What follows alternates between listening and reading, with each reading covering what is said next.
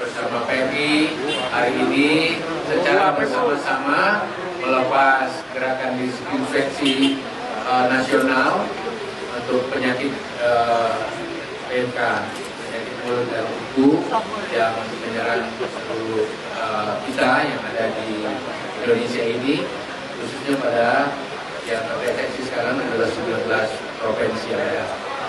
Kerjasama dengan BNPB, kerjasama dengan PMI dan semua pihak dibutuhkan menghadapi tentu saja serangan wabah seperti ini. Wabah ini sama dengan COVID kalau itu manusia, dan PMK ini tentu saja sama, dia punya kecepatan airborne-nya, penularannya, karena ini menjadi virus-virus yang memang tidak putih di dunia.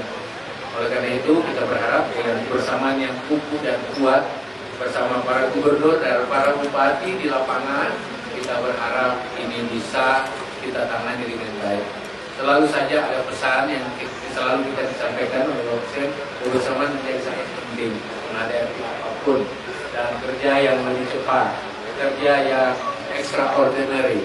Oleh karena itu hari ini bersama Kepala BNPB dan jajaran, bersama PMI dan jajaran dan yang lain, termasuk dengan semua sarana prasarana yang terkait oleh Menteri Kesehatan, Menteri Perhubungan, ini sudah diperbantukan, dan tentu saja kita berharap BNPB akan lebih gencar melakukan proses-proses yang secara bersama-sama ini, khususnya dalam rangka menyebarkan seluruh kebutuhan obat-obat dan vaksin yang ada, kemudian melakukan penyuntikan secara serentak di semua tempat yang kita anggap harus kita perlukan, kita lakukan.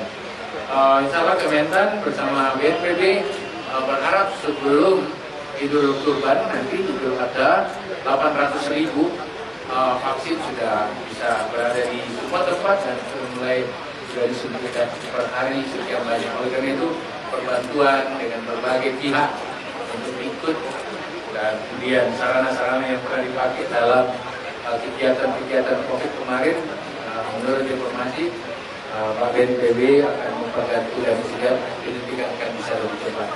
Yang paling penting memang PMK hadir. Kita berharap kita tidak panik semua, karena ini tidak menular pada manusia.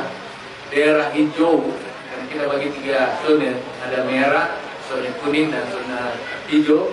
Daerah hijau kita masih sangat besar untuk mempersiapkan kebutuhan hewan kurban dalam rangka Idul Adha nanti.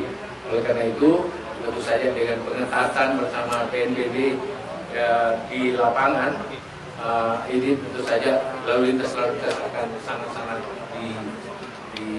diperketat. Daerah merah memang lockdown,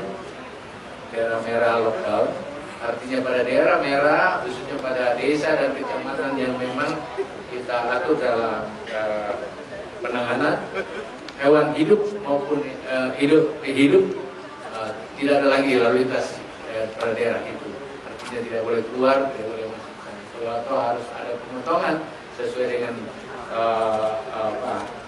juknis kesehatan hewan dan dokter hewan kita, tentu pemotongan di sana dengan pengendalian yang secara khusus.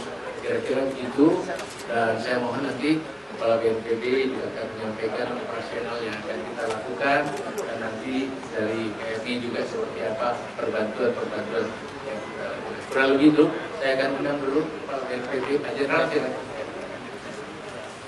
Terima kasih Bapak Menteri, rekan-rekan media sekalian, sebagaimana tadi disampaikan Bapak Menteri. Jadi beberapa hari yang lalu telah sudah terbentuk Satgas Nasional Penanganan Penyakit Mulut dan Kuku. Satgas ini terintegrasi, ada dari unsur BNPB, Kementerian Pertanian, unsur Kementerian Dalam Negeri, dan unsur-unsur terkait lainnya terkait dengan penanganan penyakit mulut dan kuku. Kemudian ditindaklanjuti dengan pembentukan Satgas Daerah. Nah, Satgas Daerah ini dipimpin oleh Bapak Sekda, baik Sekda Provinsi maupun Kabupaten Kota, dibantu oleh Komandan Satuan TNI dan Polri di daerah, dinas-dinas terkait, dan bahkan juga melibatkan unsur-unsur seperti asosiasi Sarjana Peternakan Indonesia, Asosiasi Obat Hewan Indonesia, dan lain sebagainya. Nah, teknik-teknik pelaksanaannya di lapangan sama seperti penanganan COVID-19. Jadi ada tahap pencegahan. Pencegahan di sini adalah melaksanakan testing kepada hewan-hewan yang dicurigai terkena penyakit mulut dan kuku. Alat testingnya ada PCR sama dengan COVID, kemudian ada antigen, dan ada sarana khusus namanya ELISA. Setelah diketahui hewan ternak ini terkena penyakit mulut dan kuku, tentu saja ada prosedur pengobatan, ada karantina. Kemudian yang masih sehat itu dikarantina, kemudian divaksin. Sementara yang sudah sakit diobati. Belum ada obat untuk mengatasi penyakit mulut dan kuku pada ternak ini, tetapi bisa ditingkatkan antibodinya dan diberikan vitamin. Jadi sama seperti manusia pada saat COVID. Jadi ditingkatkan antibodinya supaya apabila pun nanti terkena virus ini tidak sampai mati. Kemudian apabila ada yang mati, ini juga ada prosedur namanya stepping out.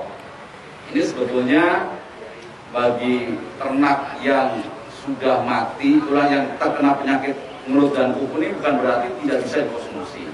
Dengan prosedur-prosedur yang nanti akan dikeluarkan oleh Kementerian Pertanian, itu sebetulnya masih bisa dikonsumsi. Kemudian bagi petani kecil yang ternaknya terpaksa harus mati karena penyakit mulut dan kuku ini akan diberi ganti rugi oleh pemerintah. Paling cepat atau paling tinggi adalah 10 juta per ekor. Itu antara lain langkah-langkah yang dilaksanakan. Tentunya kami mohon dari media juga menyampaikan secara bijaksana pada masyarakat, tidak perlu panik, tidak perlu waspada. Apa yang disampaikan oleh Bapak Menteri Pertanian tadi, apabila kita sinergis, solid, dan semuanya bekerja berdasarkan pengalaman COVID, kita pasti bisa menangani penyakit mulut dan kuku ini. Itu saja dari saya, terima kasih. Ya, terima kasih. Insya Allah PMI setelah launch ini bergerak di mana wilayah itu ada, melakukan spraying dan segala macam, dan kita lakukan secara bertahap. Tadi apa yang disampaikan Pak BNPB sudah benar. Kita punya pengalaman dalam hal COVID-19 itu, upaya-upaya itu sudah kita upayakan, sudah lakukan, dan hasilnya insya Allah bisa baik. Itu